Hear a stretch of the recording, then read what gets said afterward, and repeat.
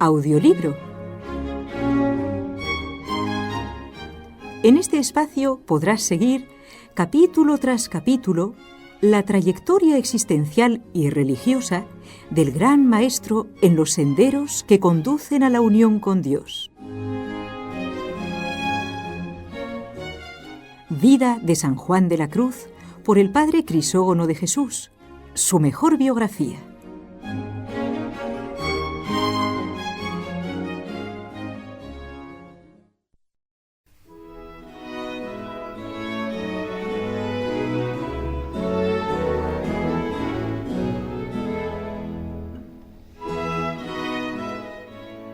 Capítulo 9.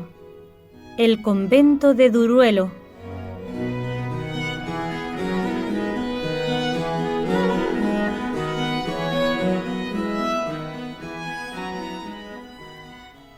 Amigos oyentes, en el capítulo anterior hemos dejado a la Madre Teresa en Valladolid con una fundación en Río de Olmos, aunque la casa parece que no le gustaba mucho dado que había mucha humedad. Con ella ha ido Fray Juan y ella le ha mandado rápido con una carta a don Francisco de Salcedo para que le ayude a preparar todo para la fundación del primer convento de calzados en Duruelo, porque ya tiene la licencia del provincial. No sabemos cuánto tiempo se detiene Fray Juan en Ávila antes de viajar a Duruelo para darle esta carta a don Francisco de Salcedo. También ignoramos el efecto que esta recomendación que la madre le hace a don Francisco hace en su ánimo y la ayuda que le presta al reformador Fray Juan. Lo cierto es que él emprende desde Ávila el viaje y hacia Duruelo, no tardando mucho. No va solo, le acompaña un hombre con vocación de lego que hará de albañil en la transformación de la casita de labranza en convento.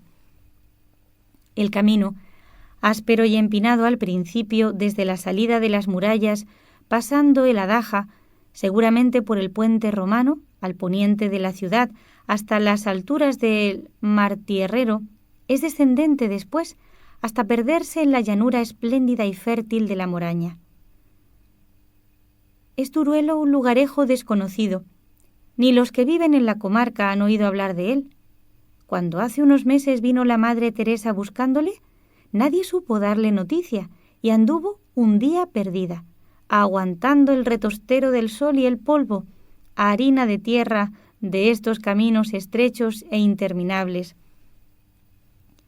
Más que pueblo, es un grupo insignificante de casas de labor perdido en el extremo occidental del obispado de Ávila y recogido en un vallecillo encerrado por levante y poniente entre suaves altozanos de encinar. Por el sur tiene un horizonte amplio que se pierde en las últimas y lejanas estribaciones de Gredos. A espaldas de la casa y muy próximo hay un riachuelo que corre de sur a norte y en torno al valle tierras arenosas de cardos y calandrias con caminos áridos y polvorientos. Un ambiente plácido, labriego, de misteriosos ruidos lejanos, imperceptibles y penetrantes a la vez, como si entrasen no por los oídos sino por los ojos, hace impresión de algo trascendente, que es imposible definir. Cuando llega Fray Juan, segadas ya y recogidas las mieses, el campo de rastrojeras enjuto y amarillento, mezcladas con el gris de los barbechos, tiene quietudes y claridades de erial.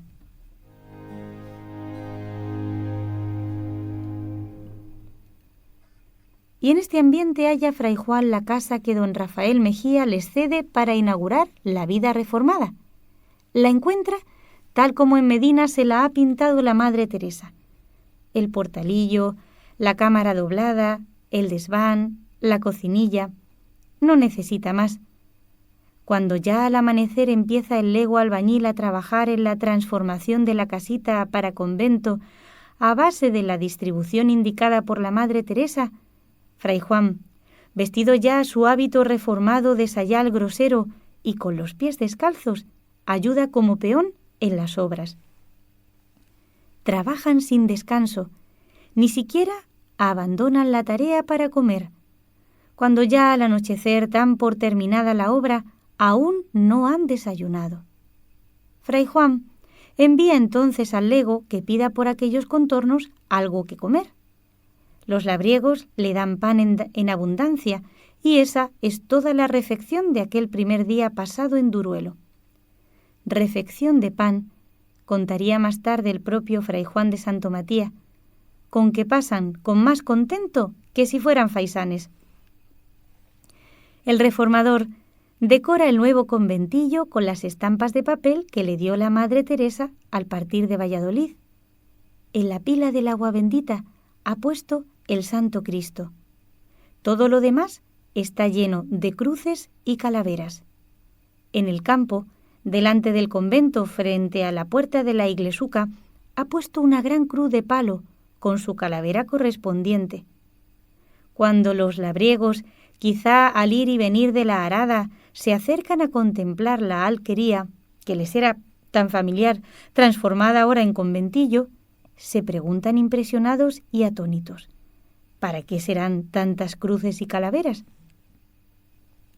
Acondicionada ya la casa, Fray Juan avisa de ello al provincial, Fray Alonso González, a la Madre Teresa y al Padre Antonio de Heredia. Mientras llegan para hacer la inauguración oficial, tardarían aún cerca de 2 meses, Fray Juan se entrega a su gusto a una vida de oración, de penitencia y de apostolado. Ha venido, quizá llamado por él mismo, su hermano Francisco de Yepes, el buratero de Medina, que le acompaña cuando sale a predicar a los lugares vecinos. Salen del convento muy de mañana. Llegados al pueblecito o a la alquería, Fray Juan confiesa hasta la hora de la misa y del sermón. Luego predica. Terminado su oficio, sale rápidamente de la iglesia y del lugar y emprende la vuelta a Duruelo. Hay en el camino una fuente. Fray Juan se sienta con su hermano Francisco junto a ella y comen un poco de pan que han traído por toda provisión. Allí los alcanza un labriego. Viene de parte del cura a rogarles que se vayan a comer con él.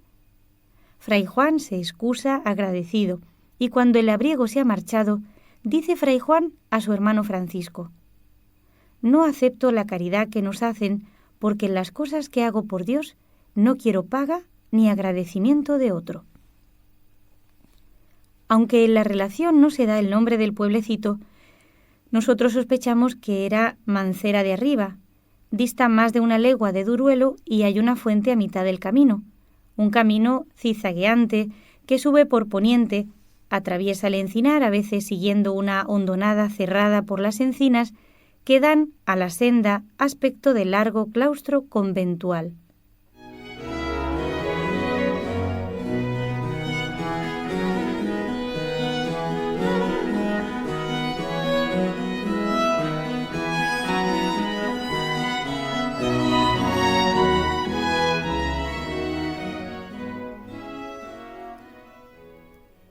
El 27 de noviembre llegan ante el convento 6 carmelitas. Son el padre provincial, Fray Alonso González, bajo cuya jurisdicción está Duruelo, 2 socios suyos, el padre Lucas de Celis, conventual de Medina, que va a quedarse con los descalzos en prueba sin mudar su hábito, el hermano Fray José, diácono aún, y el padre Fray Antonio de Heredia, que acaba de renunciar al priorato de Medina, en el padre Alonso Fernández. Vienen a la inauguración. Van pues a asistir a ellas 7 carmelitas, contado Fray Juan. El provincial, santo viejo y harto buena cosa, como ya hemos oído a la Madre Teresa, llora de emoción ante aquel espectáculo del conventillo lleno de cruces y calaveras. En cambio, el padre Antonio lamenta que Fray Juan se le haya adelantado vistiendo ya el hábito de la Reforma. Al día siguiente, primer domingo de Adviento, 28 de noviembre de 1568, tiene lugar la sencilla y trascendental ceremonia. El provincial dice la misa. Fray Antonio de Heredia, Fray Juan de Santo Matía y el diácono Fray José se acercan al altar y hacen ante el provincial de Castilla renuncia de la regla de San Alberto, patriarca jerosolimitano, mitigada por Eugenio IV, que era la que habían profesado hasta ahora, y prometen vivir en adelante según la misma regla primitiva corregida por Inocencio IV sin mitigación. Después se redacta el acta de la fundación y firman los 3 descalzos. Es la primera vez que cambian el apellido. Desde este momento, el reformador se firmará siempre Fray Juan de la Cruz. La comunidad queda pues constituida por 5 religiosos. Los 3 que han hecho la renuncia a la regla mitigada, el padre Lucas de Celis, que continúa en hábito de calzado, y el lego que vino con Fray Juan. El padre Alonso González, antes de marcharse, deja por vicario del convento al padre Antonio de Jesús. A los 3 meses, la vida descalza está ya perfectamente organizada. Poseemos la descripción viva de la Madre Teresa que pasa por Duruelo en marzo de 1569. Ella nos lo describe así. Llegué una mañana. Estaba el padre Fray Antonio de Jesús barriendo la puerta de la iglesia con un rostro de alegría que tiene él siempre. Y yo le dije, ¿qué es esto, mi padre? ¿Qué se ha hecho de su honra? Me dijo estas palabras, diciéndome el gran contento que tenía. Yo maldigo el tiempo que tuve honra. Como entré en la iglesia, me quedé espantada de ver el espíritu que el Señor había puesto allí. Y no era yo sola, que 2 mercaderes que habían venido de Medina hasta allí conmigo, que eran mis amigos, no hacían otra cosa sino llorar. Tenía tantas cruces, tantas calaveras. Nunca se me olvida una cruz pequeña de palo que tenían para el agua bendita, que estaba en ella pegada una imagen de papel con un Cristo, que parece que daba más devoción que si fuera de una cosa muy bien labrada. El coro era el desván, que por mitad estaba alto, que podían decir las horas, mas tenían que abajarse mucho para entrar y oír misa. Tenían a los 2 rincones hacia la iglesia 2 ermitillas donde no podían estar sino echados o sentados, llenas de heno, porque el lugar era muy frío y el tejado casi les daba sobre las cabezas, con 2 ventanillas hacia el altar y 2 piedras por cabeceras, y allí sus cruces y calaveras. Supe que después que acababan maitines hasta prima, no se iban, sino que allí se quedaban en oración, que la tenían tan grande que les acaecía ir con harta nieve los hábitos cuando iban a prima y no lo sentían.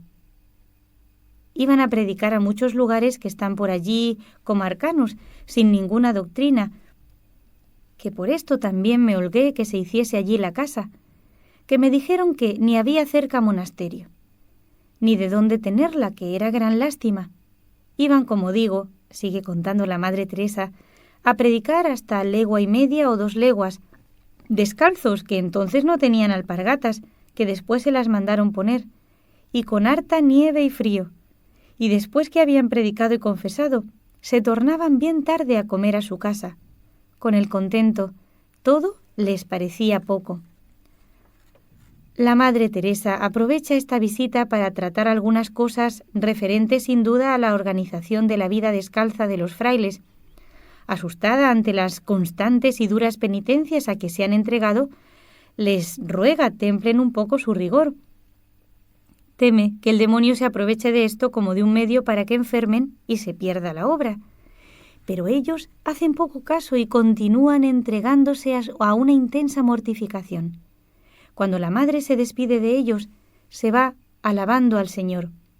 Qué bien entendía era esta muy mayor merced que la que me hacía en fundar casas de monjas.